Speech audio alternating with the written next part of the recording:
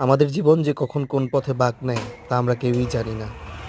এই আমি যে মানুষটা বাড়িতে এক গ্লাস জল ভরে খেতাম না, আজ কর্মসূত্রে বাড়ির বাইরে থাকার জন্য নিজেকেই রান্না করে খেতে হচ্ছে। স্কুল সেরে কিছু টুকটাক বাজার করে চলে এসেছিলাম রুমে, এবং রুমের ঢোকার পর রান্নাঘরে গিয়ে দেখি একটু জল খেয়ে যে কিছু তো করতে হবে অন্তত। যাই হোক, আজকে করব ডাল সেদ্ধ, ডাল মাখানি করে তার মধ্যে সব সবজি দিয়ে দেবো, আর বেগুনটা ভাজা করব ভাবছি। তো টমেটো, গাজর সব দিয়ে দিলাম, আর বেগুন ভাজার জন্য রেডি করছি। বেগুনটাকে কেটে নিলাম, অনেক বড় ছিল বেগুনটা, গোল গোল। তো একা মানুষ তো, ও যাই হোক, সব কিছু দিয়ে ডালটা নামিয়ে নিলাম। ডালটা নামাতে নামাতে দেখি অনেকটা বেলাও হয়ে গেছিলো, বেশ কিছু টাইম লেগেছে। বেগুনগুলো ভেজে নিয়েছি। আমাদের জীবন যে কখন কোন পথে বাঁক নেয় তা আমরা কেউই জানি না।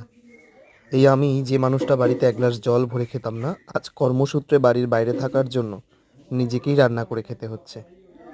স্কুল সেরে কিছু টুকটাক বাজার করে চলে এসেছিলাম রুমে, এবং রুমের ঢোকার পর রান্নাঘরে গিয়ে দেখি একটু জল খেয়ে যে কিছু তো করতে হবে অন্তত। যাই হোক, আজকে করব ডাল সেদ্ধ, ডাল মাখানি করে তার মধ্যে সব সবজি দিয়ে দেবো, আর বেগুনটা ভাজা করব ভাবছি।